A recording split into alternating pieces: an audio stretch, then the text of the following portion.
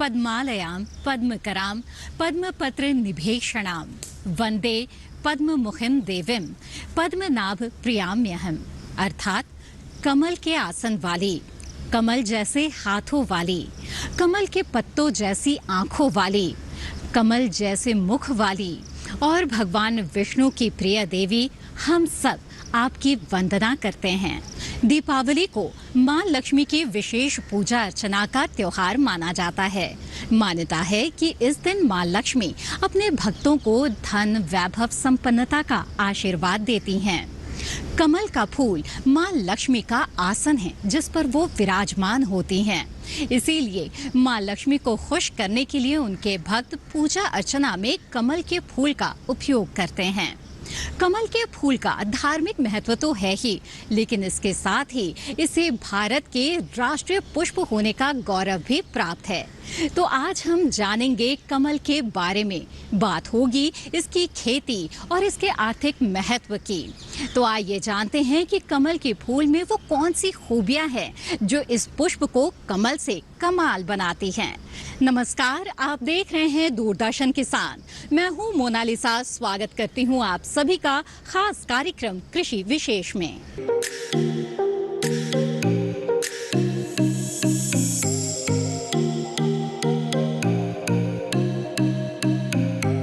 भगवत पुराण, जो 18 पुराणों में से एक है, इसमें सृष्टि के प्रारंभ का एक रोचक वर्णन मिलता है, जिसमें कमल के फूल से सृष्टि की उत्पत्ति की कथा कही गई है। एक बार भगवान विष्णु को विचार आया कि ऐसी दुनिया रचाई जाए जिसमें पृथ्वी लोक पर सभी मनुष्यों का जीवन संभव हो। उन्होंने अपनी नाभि में से कमल की उत्पत्ति की और कमल से ब्रह्मा जी की उत्पत्ति हुई और ब्रह्मा जी के द्वारा ही संपूर्ण सृष्टि का निर्माण हुआ। भगवान विष्णु जब सृष्टि से पहले जब जल में शयन करते हैं तो उनकी नाभि से एक कमल उत्पन्न होता है। उस कमल के फूल से ही ब्रह्मा जी का जन्म होता है। तो नमः कमल नाभाय, नमः कमल मालिने, नमः कमल नेत्राय, नमस्ते कमलांघ्रे। तो भगवान की स्तुति की जाती है किस प्रकार से, नमः कमल नाभाय, कि हे विष्णु, आपकी नाभि कमल के समान है। नमः कमल मालिने, और आप कमलों की माला भी धारण करते हैं। नमः कमल नेत्र, आपके नेत्र भी कमल के समान है। नमस्ते कमलांघ्रे, और आपके चरण भी कमल के समान है। दूसरी ओर कमल की उत्पत्ति के बारे में सबसे प्रचलित कथा समुद्र मंथन की है, जिसमें कहा गया है कि जब देवों और असुरों द्वारा समुद्र का मंथन किया गया तब जो 14 रत्न निकले, उसमें से एक कमल पर भगवान विष्णु की पत्नी लक्ष्मी विराजमान थी। इसके आधार पर कमल की उत्पत्ति समुद्र के गर्भ से मानी गई है। लक्ष्मी जी का जो है आसन कमल है और लक्ष्मी जी का निवास भी कमल है, इसलिए लक्ष्मी जी को कमलालया कहा जाता है कि कमल में जिनका निवास है। और कमलासन, कमलासना भी कहा जाता है कि उनका आसन कमल है। इसके अलावा कला, संगीत और ज्ञान की देवी माता सरस्वती के लिए भी कमलासना सरस्वती शब्दों का उपयोग होता है और उन्हें श्वेत कमल के ऊपर बैठे हुए चित्रित किया जाता है। कमल का पौधा पानी में उत्पन्न होता है। ये भारत के सभी उष्ण भागों से लेकर ऑस्ट्रेलिया और ईरान तक पाया जाता है। कमल का फूल सफेद, गुलाबी, नीले और पीले रंग का होता है। कमल की पेड़ी पानी में जड़ से 5-6 अंगुल के ऊपर नहीं आती है। इसकी पत्तियां गोल गोल बड़ी थाली के आकार की होती है और बीच के पतले डंठल में जड़ी रहती हैं। इन पत्तियों को पोरेन कहते हैं। इनके नीचे का भाग जो पानी की तरफ रहता है बहुत कोमल और हल्के रंग का होता है।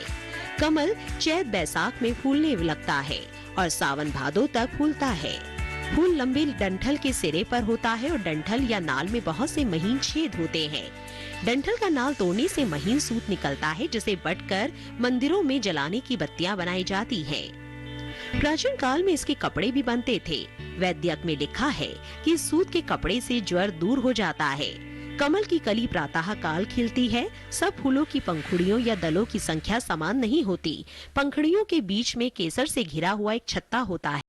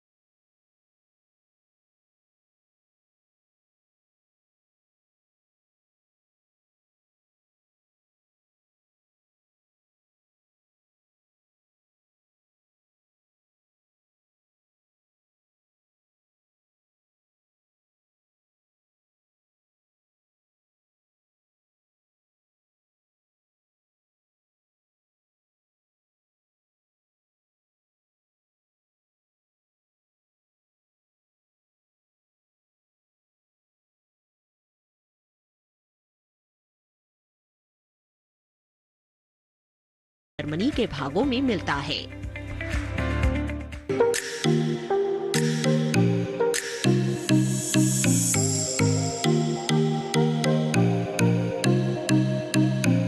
कमल की सबसे खास बात ये है कि इसकी फसल 3 से 4 महीने में तैयार हो जाती है।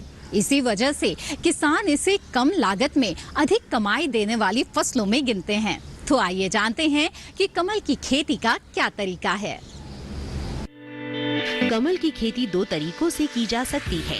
पहले तरीके सीधी बिजाई का है, यानी आप बीज बोकर पौधा तैयार करेंगे, जबकि दूसरे तरीके से आप पौधे की कलम और पुरानी कटिंग से पौधे तैयार करते हैं। हालांकि बीज से आप कमल के पौधे कभी भी तैयार कर सकते हैं, लेकिन इसमें अधिक समय लगता है। दरअसल कमल के बीज का छिलका बहुत कठोर होता है।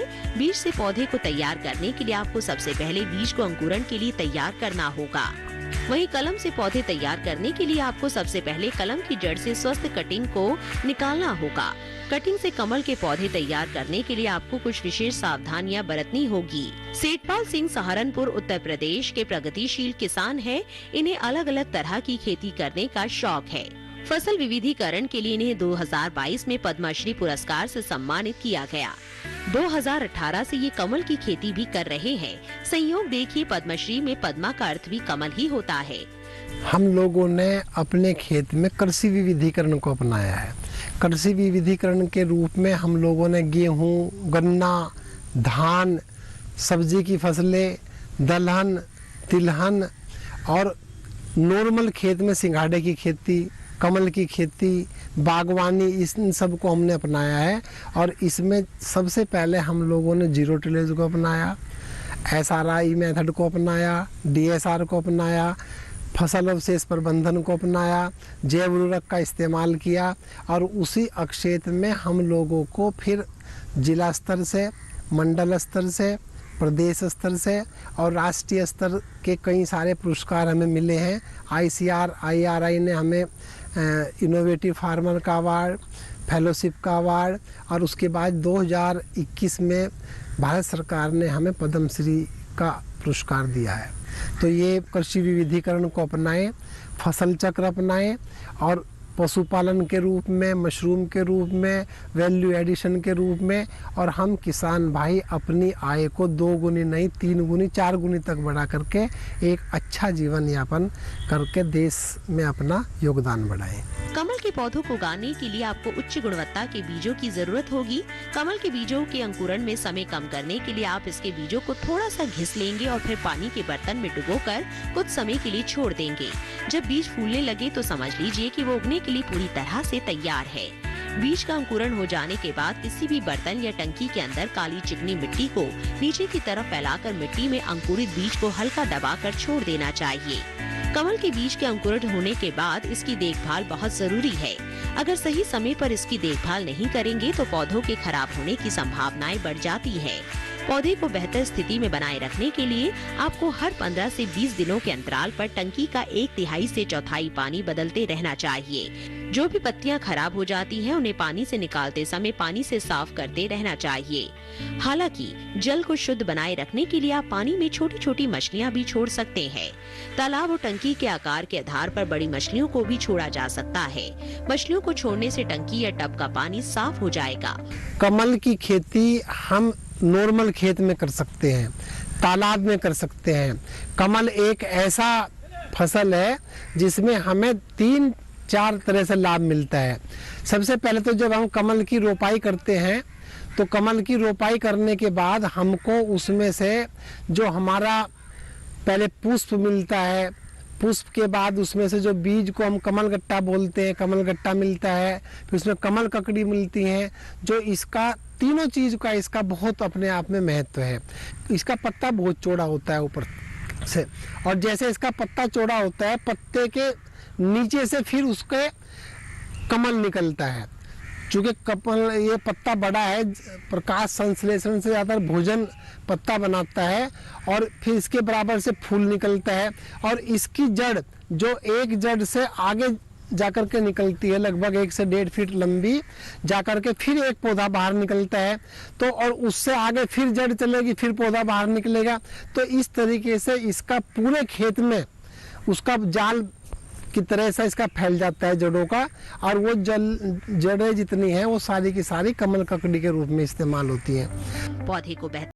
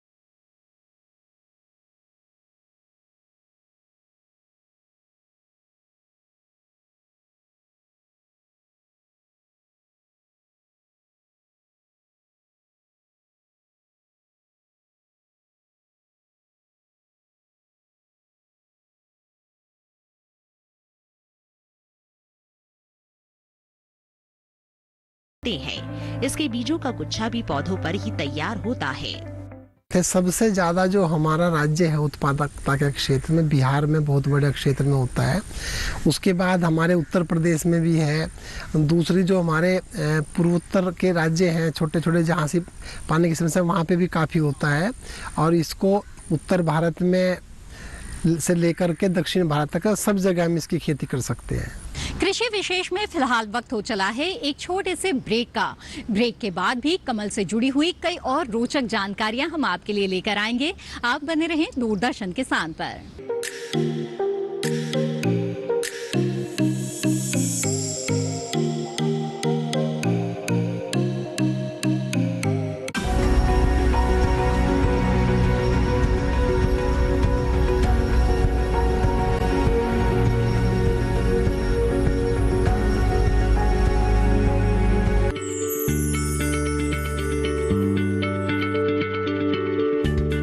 आप किसी बीमारी से परेशान हैं? चाहते हैं डॉक्टर की सलाह? तो हम हैं आपके साथ। बताएंगे आपको जीने की राह। समस्याएं आपकी, समाधान देश के मशहूर विशेषज्ञों के। घर बैठे बात करें देश के जाने माने डॉक्टरों से।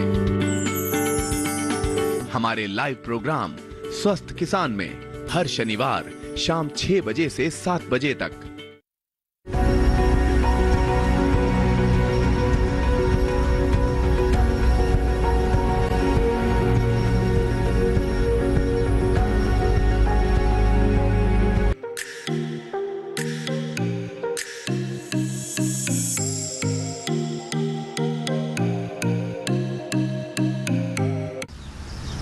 कमल के हर भाग का अलग अलग नाम है और हर तरह की चिकित्सा पद्धति में इसके अलग अलग हिस्सों का उपयोग किया जाता है।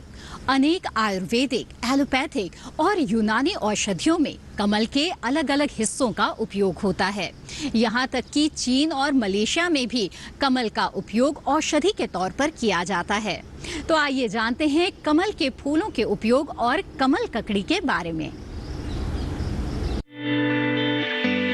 कमल के फूलों का विशेष उपयोग पूजा और श्रृंगार में होता है। इसके पत्तों को पत्तल के स्थान पर काम में लाया जाता है। बीजों का उपयोग अनेक औषधियों में होता है और उन्हें भूनकर मखाने बनाए जाते हैं। तनों से अत्यंत स्वादिष्ट शाक बनता है।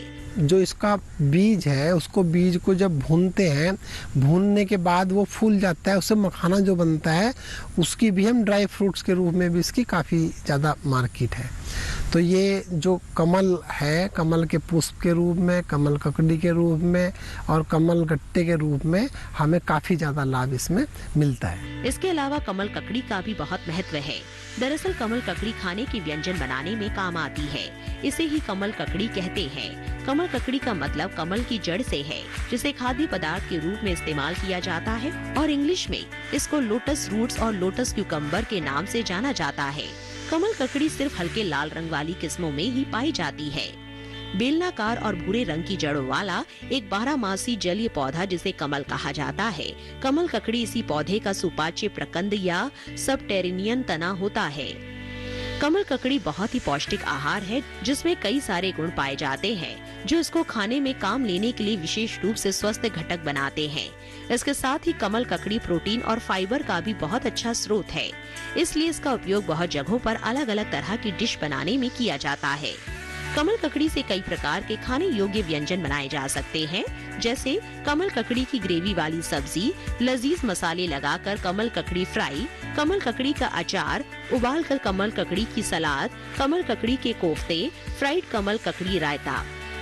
विटामिन और खनिजों की एक बड़ी मात्रा में कमल ककड़ी vitamin B, vitamin C, iron, potassium, copper, thiamine जैसे विटामिन से भरपूर है। कमल की जड़ यानी कमल की ककड़ी के कुछ और भी औषधीय लाभ हैं, जैसे कमल ककड़ी का भोजन में उपयोग तनाव कम करने में मदद करता है। ये हमारी त्वचा और बालों के लिए काफी अच्छा है। इसका उपयोग शरीर में जल प्रतिधारण को रोकता है और वजन घटाता है। ये रक्तचाप को नियंत्रित रखने में मदद करता है। इसमें उच्च मात्रा में आहार फाइबर मौजूद होते हैं।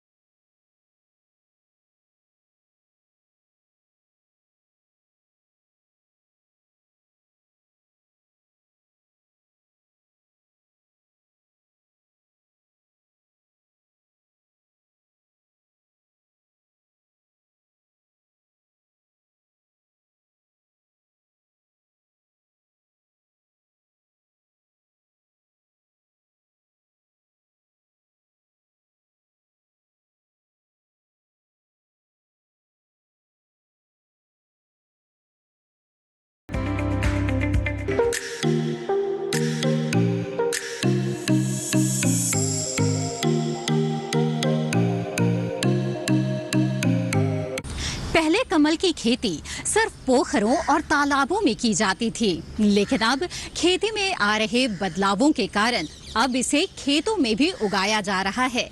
इतना ही नहीं, सरकार कमल की सह फसली खेती को भी प्रोत्साहित कर रही है। यानी आप कमल की खेती के साथ साथ मखाने या सिंघाड़े की खेती भी कर सकते हैं। इसके अलावा कमल की खेती के साथ मछली पालन करना आपके लिए फायदे का सौदा साबित हो सकता है। तो सरकार किस तरह से कमल की खेती को प्रोत्साहित कर रही है, ये जानने के लिए आइए रुक करते हैं सहारनपुर के उप कृषि निदेशक डॉक्टर राकेश कुमार का। इसके लिए जो तालाब तैयार करना है, ये आप मनरेगा योजना से कर सकते हैं। जो भी लघु और सीमांत किसान हैं वह अपने खेत पे तालाब खुदवाने के लिए जो आपके खंड विकास अधिकारी हैं उनसे संपर्क कर लें और मनरेगा में अपना प्रस्ताव दे दें। प्रत्येक श्रमिक को सरकार द्वारा 213 रुपये प्रतिदिन मजदूरी के रूप में दिया जाता है और वह कम से कम 2 घन मीटर मिट्टी एक दिन में अवश्य खोदता है। इस प्रकार जितना बड़ा तालाब होगा उतने श्रमिकों का एलोकेशन वहाँ के खंड विकास अधिकारी द्वारा कर दिया जाता है और वह किसान अपने खेत पर तालाब तैयार कर सके। इसके अलावा कृषि विभाग की खेत तालाब योजना भी है, उसके माध्यम से भी आप अपने खेत में तालाब खुदवा सकते हैं और इसमें 52,500 रुपये कृषि विभाग की तरफ से अनुदान दिया जाता है। तो इन दोनों ही तरीके से आप अपने खेत में मनरेगा से तालाब खुदवा के उसमें भी मछली पालन, कमल और सिंघाड़े का उत्पादन कर सकते हैं। कमल की खेती करके आप कम खर्च में बेहतरीन आमदनी हासिल कर सकते हैं। इन दिनों बहुत से किसान धान और गेहूं जैसी पारंपरिक फसलों के बजाय कमल की खेती को पसंद कर रहे हैं, क्योंकि इसमें नुकसान की आशंका भी बहुत कम है। रिपोर्ट की माने तो 1 एकड़ खेत या तालाब में इसके 6,000 पौधे तैयार किए जा सकते हैं। बाजार में कमल के बीज, पत्ते, फूल और कमल गट्टे की काफी मांग है। ऐसे में 1 एकड़ कमल की खेती करने पर 15 से 22 का शुरुआती खर्च आता है, जिसके बाद 2 से 3 महीने में ही 55 रुपए तक की आमदनी हो जाती है। 1 एकड़ में लगभग हमको कम से कम 2 से 2.5 लाख रुपए का प्रॉफिट हम कमल गट्टे के रूप में, कमल ककड़ी के रूप में, कमल पुष्प के रूप में। कमल का फूल और इसका हर हिस्सा बाजार में अच्छे दामों पर बिकता है। इसमें कई औषधीय गुण भी मौजूद होते हैं। यही कारण है कि कई कंपनियां कॉन्ट्रैक्ट देकर कमल की खेती करवाती हैं। कई गांवों में झील और तालाबों के ठेके देकर किसानों को कमल की खेती के लिए प्रोत्साहित किया जा रहा है। इसके बाजार की बात करें तो त्योहारों के करीब आते ही दिल्ली, बरेली, अलीगढ़, आगरा और मथुरा जैसे कई शहरों में इसकी मांग बढ़ जाती है। किसान चाहे तो ऑनलाइन बाजार में भी कमल को अच्छे दामों पर बेच सकते हैं। वैसे इसका सबसे बड़ा बाजार तो मंदिर ही है। गेहूं, धान और गन्ने की खेती को छोड़ के हम फसल विविधीकरण करके किसानों की आमदनी बढ़ा सकते हैं। विशेष रूप से लघु सीमांत कृषक जो छोटे किसान हैं और जिनके पास लेबर की उपलब्धता अच्छी है, तो खेती तो कर ही रहा है किसान, लेकिन अगर उसमें विविधीकरण कर लेता है तो हमारे किसानों की आय बढ़ जाती है और उसे वर्ष भर लगातार आमदनी प्राप्त होती रहती है। इसी के साथ कृषि विशेष की आज की कड़ी में बस इतना ही। फिर हाजिर होंगे लेकर एक नया विषय। तब तक के लिए दीजिए इजाजत। आप बने रहें दूरदर्शन किसान पर। नमस्कार।